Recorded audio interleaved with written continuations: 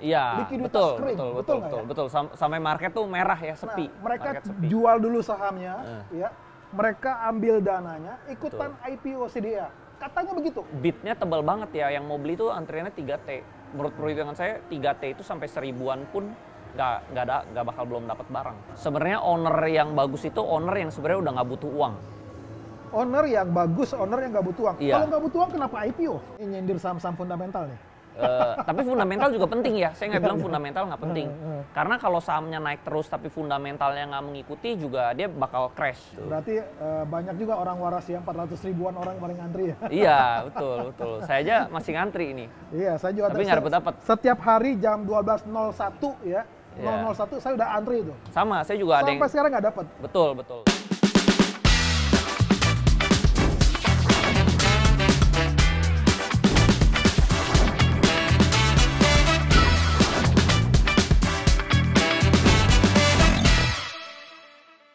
Ketemu lagi di acara The Fit Post Show.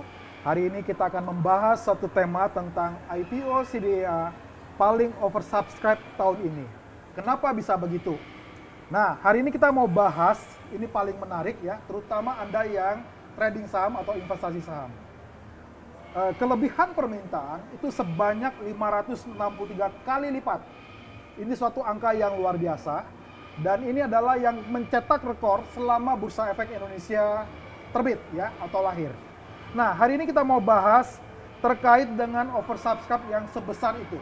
Langsung kepada orang yang pada waktu mau IPO, dia sudah beredar di sosial media menyampaikan tentang CDA ini. Pasti udah bisa tebak. Tanpa berlama-lama, kita langsung sapa Andri Hakim. Oke. Halo Pak Firman, ini udah lama ya kita nggak ketemu Udah lama ya? kita nggak ketemu. Terakhir Sibuknya luar biasa. 2 bulan lalu ya? 2 bulan Dua lalu. bulan lalu. 2 bulan Siap, lalu. siap.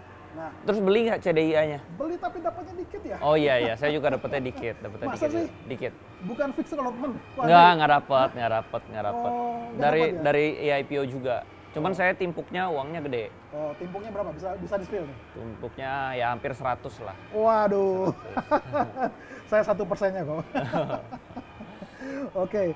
Kalau Andri, Iya. hari ini kita mau bahas ya. Ini kan IPO-nya ini luar biasa ya. Dan Iya. ini mencetak rekor terbesar ya. Iya, terbesar. Sepanjang sejarah Bursa Efek Indonesia. Betul. Bahkan Nah. lebih gede dari CBDK ya. Lebih gede, jauh. Lebih CBDK, ya betul, betul. jauh. Hampir 2 kali lipatnya Hampir- CBDK ya. Betul, betul. Bahkan waktu arah hari pertama ya, itu yang ngantri ada 400.000 lebih Yes. ya nasabah. Betul. Dengan total antrian 3,2 triliun. Iya. Ya. Nah, ini sesuatu yang luar biasa. Nah, pertanyaannya nih Pak Andri, Nah, kenapa sih investor seantusias itu dengan IPO CDA? soalnya track recordnya Pak Prayogo Pangestu itu sebelum-sebelumnya kan bagus ya. Ah, Semua saham yang dia pegang itu semuanya naik rata-rata. Dari Brand, Cuan, BRPT, PTRO, semua naik. Jadi ya orang udah euforia duluan. Ya. Saya sebenarnya udah nantiin IPO CDI ini mungkin dari 3-4 bulan sebelumnya sebenarnya. 3-4 bulan. Oh. Iya, oke. udah 3-4 bulan. 3-4 bulan. Ya, sempat beredar dijual fixed allotment-nya kemana-mana kan waktu itu ya. Ah. Iya. Ya, saya juga cari tuh. Di mana yang bisa dapat fixed allotment? Iya, ternyata semuanya hoax, nggak dapat semuanya. Semuanya dimakan fixed allotment-nya semua dimakan sama Gitu Pak ya? PP. Enggak, Pak PP yang Oh, Pak makan. PP? Yes. Oh, Pak PP. Iya, Tadi Pak PP jadi- kan lempar di market kan kurang lebih sekitar 10% ya? Iya, jadi sisanya cuma yang IPO doang, dari pooling doang yang bisa dapat gede. Oh. Kalau yang dari allotment-nya itu menurut saya dimakan sama pengendali ya. Pengendali. Iya, sama Pak PP. Oke, Jadi oke. kering barangnya nggak ada. Kering barang. Ya, barangnya Yang nggak kering ada. bukan hanya barang, tapi sebelum IPO itu market juga kering. Iya, Likuiditas betul, kering, betul, betul betul, nggak betul, ya? betul. Sampai market tuh merah ya, sepi. Nah, mereka Market sepi. jual dulu sahamnya, ya. Mereka ambil dananya, ikutan Betul. IPO CDA. Katanya begitu. Iya, banyak yang begitu, tapi menurut saya itu strateginya salah. Salah. Salah, karena percuma, toh kita cuma dapetnya sedikit doang kan. Nah, Jadi sayang kalau kita buang portfolio buat masukin sana. oke. Kalau saya sistemnya beda, kalau saya kan mainnya repo ya, saya jaminin portofolio saya yang ada, saya dapat duitnya baru saya pakai buat itu. Oh, jadi sahamnya Jadi saya nggak dijual, mengorbankan, saya nggak mengorbankan tapi portfolio. minta ke sekuritas kasih dana. Yes. Tapi kan nggak semua orang dikasih, Ko Andri. Sebenarnya kalau barangnya bagus dikasih. Oh. Kayak misalnya barangnya blue chip, Nah. barangnya bagus tuh dikasih. Ya sisanya dia lihat track record lah. Itu mungkin karena Andri Hakim kali. Enggak lah, Mungkin asal barangnya bagus penonton dikasih. yang di sini kayaknya juga kalau mengajukan diri enggak juga kali. Dikasih lah kalau barangnya BRI, Mandiri itu blue chip dikasih. Cuman bunganya gede. Jadi dia harus bisa outperform bunganya kan. Iya, tapi kalau dengan bunga gede dengan segini kan udah sampai hari ini juga masih arah kan? Masih arah. Saya Itu kan udah tutup sebenarnya, tutup, udah ya. tutup. Ya. Oke. Estimasinya berapa lama nih arahnya? Estimasinya waktu itu saya juga pas harga dia baru IPO kan saya pasang bid juga nggak dapet kan. Saya akhirnya beli juga tuh di pasar nego. Dapat di 1000-an dapat, di 1200 dapat. Orang-orang pada jual tuh. Wah, ini mah kayaknya 1000 udah tinggi banget. 1000-an dia jualin, saya beliin. 1000 saya beli, 1200 saya beli. Oh gitu. Per hari ini saya udah untung.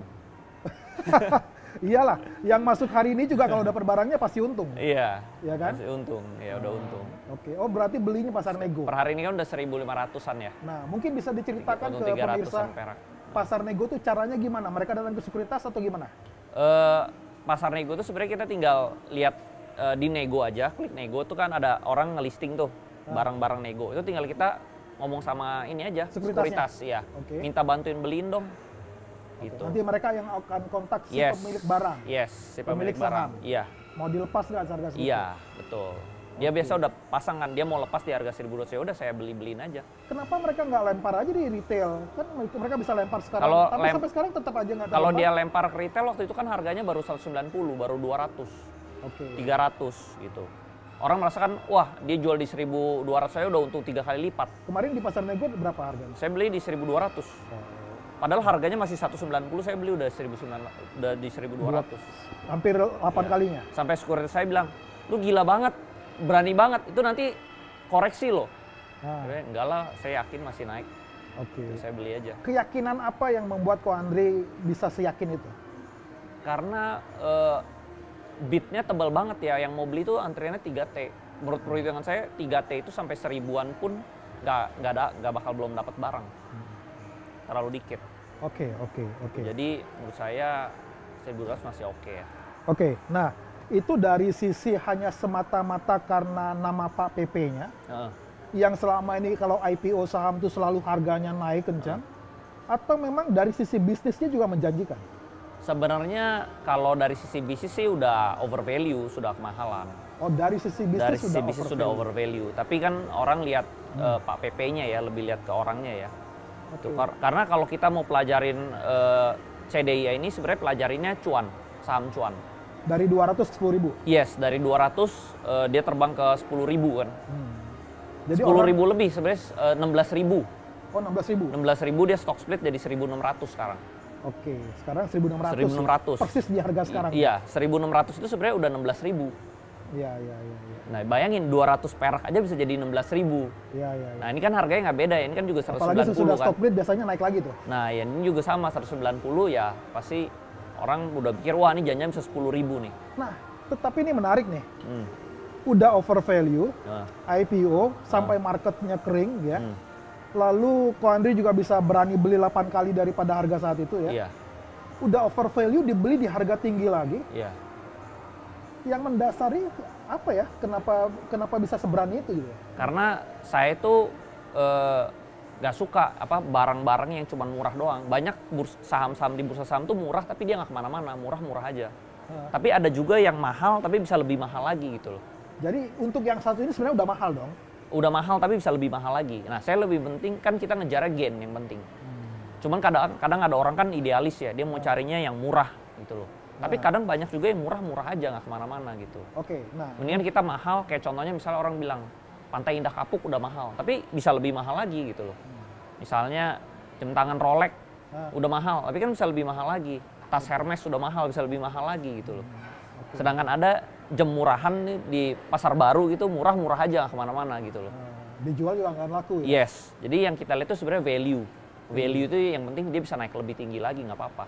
Oke, Gitu. Nah apa yang membuat seorang Andri Hakim yakin saham yang IPO udah over value, ini udah mahal, bisa akan mahal lagi, apa sih dari bisnisnya atau dari sisi PP-nya? Kalau dari saham-saham Pak PP saya pelajarin dari market cap. Biasa dia kan ngejar MSCI kan, Oke. indeks kan, Morgan Stanley kan. Market cap MSCI itu biasa dia ngejarnya di big cap di sekitar 300 triliunan. Berarti kalau 300 triliunan itu berarti harganya 3.000 ke atas. Oh, jadi itu ya Gitu. acuannya. Iya, acuan Jadi saya. menghitung target masuk ke MSCI. Iya. Jadi sebenarnya kita harus bisa mikir ownernya itu mikirin apa. Kalau saya setiap kali tebak owner ini mikirinnya apa, gitu. Saya kan dulu suka baca buku perang ya. Nah, Cara kita menang perang itu kita pikir musuh itu mikirnya kayak gimana. Kalau kita tahu musuhnya mikir gimana, kita nggak bakal bisa kalah perang. oke. Gitu. Nah kita tinggal pikir ini ownernya pikirannya apa nih? Apa ownernya mau exit? Atau ownernya mau gedein market cap-nya? Atau ownernya mau jual ke MSCI? Nah itu kita harus tahu. Kalau kita tahu strategi ownernya, kita nggak bisa meleset, nggak bisa kalah. Gitu. Oke. Karena saham ini sebenarnya kan mengikuti tujuan si owner sebenarnya. Gitu. Ada yang dia mau take profitnya di bawah, ada yang dia mau take profit. Semuanya sebenarnya mau untung sih. Cuman ada cari untungnya beda-beda kan. Seperti itu. Jadi narasi yang dibentuk itu adalah memang kalau di publik ya, di market ya, Iya. itu karena nih CDIA ini ada Barito di situ, Pak Iya, PP. Pak PP. Lalu ada juga ini yang dari luar ya, yang Thailand ya kalau nggak salah ya. Iya. Nah ini juga ibaratnya ini ada dua perusahaan besar nih, Iya. Indonesia sama luar Iya. yang masuk ke CDIA. Betul. Nah, bisnisnya seperti ini, lalu ini udah over value. Lalu masih naik lagi sampai tadi bidikannya bisa seperti cuan. Betul.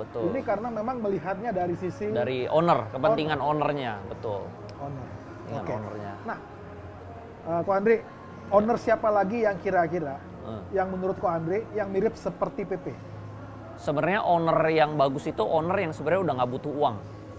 Owner yang bagus, owner yang nggak butuh uang. Iya. Kalau nggak butuh uang, kenapa IPO? Dia cuma mau gedein lagi, mau gedein lagi, mau legacy, atau dia mau gedein projectnya lagi lebih gede lagi. Oke. Gitu loh. Jadi maksudnya dia Dia nggak visinya tergiur memang- uang kecil. Oke, maksud visinya memang dia ingin membesarkan bisnisnya sebesar-besarnya. Betul. Cuman kebanyakan owner, 99% owner itu dia udah tergiur uang kecil. Dia IPO dapat uang awal, wah dia lihat nih retailnya banyak yang ngantri. Dia udah tergiur tuh. Dia kan bisa hitung antrian segini dikali harganya sekarang dia udah dapat misalnya 100-200 miliar. Dia udah tergiur buat dapat 200 miliar itu. Oke. Nah, justru susah cari owner yang tidak tergiur. Padahal Pak PP kan punya power buang 3 triliun tuh. Iya. Dia tidak tergiur ambil 3 triliun di market itu. Padahal kalau dia buang di harga 190 dia dapat 3 triliun. Dia tidak tergiur 3 triliun itu. Tapi kan kalau harga sahamnya udah naik, dia buang kan lebih gede lagi yang dapat. Liquidity-nya kan mengecil. Contoh misalnya pas di IPO itu ada yang ngantri 3 triliun. Sekarang itu sebenarnya ngantri cuma 2 triliun. Walaupun lebih besar harganya mahal, tapi dia sebenarnya lebih kecil yang ngantrinya, yang mau beli menurun. Karena semakin tinggi yang antriannya bakal semakin mengecil. Oke. Gitu. Oke. Jadi sebenarnya kalau dia mau jual sekarang nih ke market, Ah. dia cuma dapat mungkin 1,5 atau 2 triliun. Oke. Nah, lalu pertanyaan sekarang, fundamental dan euforia. Dari kalau dua-dua ini dilawankan, fundamental dan euforia, menurut Ko Andre, apakah ini hal yang wajar bahwa euforia mengalahkan fundamental? Dua-duanya penting sih menurut saya, dua-duanya penting. Seperti apa tuh? Kadang ada yang fundamentalnya bagus, tapi bisnisnya membosankan gitu ya, sahamnya nggak kemana-mana gitu loh. Ini nyindir saham-saham fundamental nih. Tapi fundamental juga penting ya, saya nggak bilang fundamental nggak penting. Karena kalau sahamnya naik terus tapi fundamentalnya nggak mengikuti juga dia bakal crash. Iya. Jadi dia saling tarik-menarik nih fundamental sama euforia ini. Oke. Jadi kedua-duanya penting. Dua-duanya penting. Kalau memang harus memilih fundamental dan euforia, mana yang paling penting? Euforia dulu kali ya. Euforia dulu. Kalau euforia itu cepat naiknya kan. Oh, euforia. Tapi fundamental tetap penting ya, penting ya. Karena euforia itu yang bikin saham naik. Fundamental itu yang bikin kita berani pegang lama. Euforia tanpa fundamental kita cuma berani, udah untung kita pasti buru-buru jual karena takut nggak ada pegangan. Ya. Untuk artinya orang yang waras, Iya. euforia pasti dia nggak akan, walaupun euforia dia akan ambil lah. Iya, gitu ya. udahlah ini udah tinggi banget nih, udahlah jual dulu lah gitu. Karena tidak ada fundamental, makanya dua-duanya penting. Oke. Gitu. Berarti banyak juga orang waras ya, 400 ribuan orang paling ngantri ya. Iya, betul. Saya aja masih ngantri ini. Iya, saya juga Tapi nggak dapat. Setiap hari jam 12.01 ya, Iya. 001 saya udah antri itu. Sama, saya juga ada yang Sampai sekarang nggak dapat. betul, susah. Ya. Karena yang mau beli ada 2 triliun, yang dapat sehari itu cuma 5 miliar, 9 miliar. Gimana bisa dapat? Nggak nyampe 1% itu. Kira-kira kita bisa ketemu di harga berapa nih kok? Susah ya, kayaknya Susah bisa ya? 2 ribuan ya, 2 ribuan ya. 2 ribuan. Mungkin paling nunggu orang-orang yang di market, karena dari pengendali kan tidak ada yang buang barang nih. Ah. Sebenarnya yang 9 miliaran itu sebenarnya juga dari dari pembeli-pembeli yang ada. Sebenarnya itu retail aja. Retail yang merasa untungnya udah cukup, dia jual-jualin itu 9 miliar itu. Wah, kalau gitu Jadi bisa, barangnya nggak ada, barangnya kering. kalau barangnya kering bisa. Mungkin nggak nyampe 3% yang ada di market. Waduh. Jadinya ya nggak ada barang ya, Nggak naik. ada barang. Jadi sebenarnya kalau saham itu saya lihatnya supply and demand doang. Saya nggak tarik-tarik garis tuh, technical nggak. Saya cuma supply and demand. Kalau bahkan misalnya saya ini fundamental ya, saya tahu nih perusahaannya bagus, tapi barangnya banyak banget di market, itu saya nggak pegang. Karena kalau barangnya banyak, ya nggak bisa naik. Demandnya dikit nggak bisa naik. Jadi kalau Andre hanya pegang barang yang sedikit gitu. Iya, ya kayak misalnya di pasar baru deh, ada jualan jam tangan murah nih, tapi dia jualnya banyak. Ada misalnya ada 10.000 jam tangan, harganya 100.000. Nggak bisa naik, itu nggak bakal naik jadi 120.000. Karena dia stoknya banyak. Gitu loh. Sedangkan kalau kita beli jam tangan mahal, Rolex, mau beli aja ngantrinya 2 tahun. Betul. Nah, jadi dia pasti naik. Betul. Walaupun udah lebih mahal lagi, bursa saham sama sebenarnya konsepnya. Betul. Seperti itu. Bisa lebih mahal lagi kalau supply barang di emitennya itu sedikit. Sedangkan demand retail yang mau beli itu banyak, dia pasti naik. Jadi saya lihatnya cuma itu, supply and demand aja. Lihatnya supaya demand. Yes. Oke, Ko Andre. Ini sekarang banyak orang yang mungkin mereka nggak sepaham itu ya. Iya. Nah, buat para pemirsa yang mungkin adalah investor retail pemula, dengan euforia, dengan yang IPO CDI yang luar biasa, menurut Ko Andre, apa yang harus mereka pegang sebagai investor pemula supaya mereka bisa artinya menikmati yang seperti euforia yang ada sekarang ya, sebagai investor pemula. Jadi mereka nggak kapok. Iya. Kan banyak contohnya IPO, mereka masuk, nggak dapet, lalu ketika ARA mereka coba masuk, beli, turun. Ya. Nah, itu FOMO kalau itu. Itu FOMO. Iya. Nah, tipsnya apa nih buat investor pemula terkait mereka yang ikutan mau rame, ya, ikutan dengan yang lagi rame-rame IPO ini? Tipsnya apa buat pemula? Harus tahu target ownernya kira-kira di harga berapa. Yang pertama target ownernya di Yes. harga berapa? Nah, memangnya PP harga berapa nih CDI? Kalau menurut saya kan dia ngejar MSCI ini. MSCI itu kalau lihat barang-barang dia semuanya itu rata-rata market cap-nya itu 300 sampai 350 T. Jadi minimal pasti ke arah sana. Nah, 300-an triliun itu sekitar harga 3 ribuan. Tinggal bagian aja jumlah sahamnya ya? Yes. Jumlah saham dikali harga saat ini berapa. Ya. Udah dapat itu market cap-nya. Oke. Gitu. Itu yang pertama. Lalu yang kedua? Yang kedua, supply and demand-nya juga dicek. Supply and demand-nya. Misalnya pas dia IPO, kita harus tahu nih barang yang dibuang ke market berapa banyak. Oke.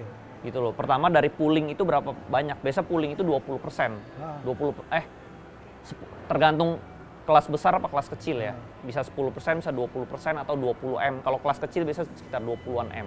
Oke. Nah, tinggal hitung itu sama hitung yang allotment.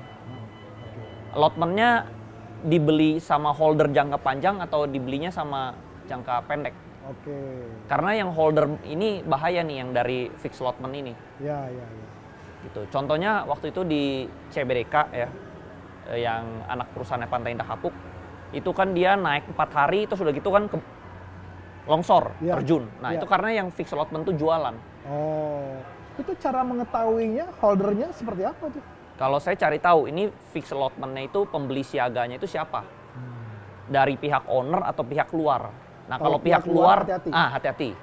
Kalau Nah, pihak CBDK dalam itu pihak baru? luar. Nah, Oh. kalau CDIA pihak dalam. Oke. Atau nggak di lock. Kalau di lock tuh juga aman. Oke. Yang bahaya itu kalau pihak luar yang tidak di lock.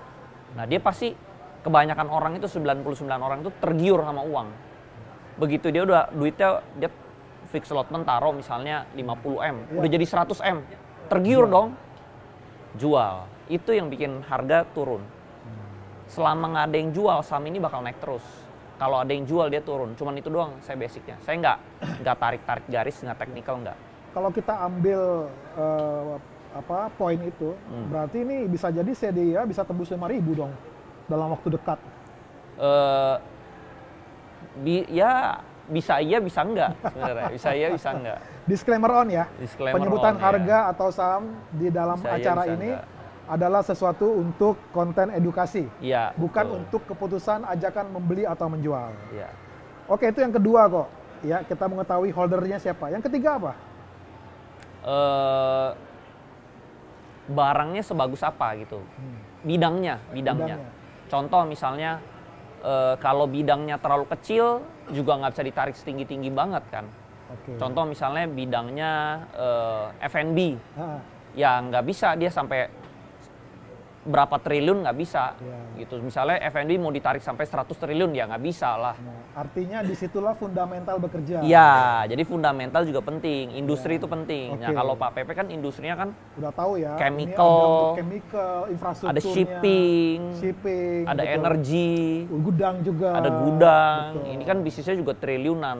Betul, Nah betul. jadi sahamnya juga bisa ke sana. Jadi industri itu penting Ya. Oke, jadi euforia itu harus berjalanan dengan, dengan fundamental gitu. Oke. Ini ada pepatah dari orang tua saya nih. Apa tuh? Kita kalau mau kaya, Ya. kita juga harus pilih bidang yang tepat. Kalau mau kaya harus pilih bidang yang tepat. Iya. Lanjut.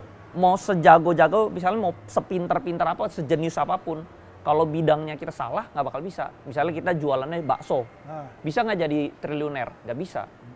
Nggak usah triliuner, bisa nggak puluhan miliar? Nggak bisa kalau dagang gerobak bakso.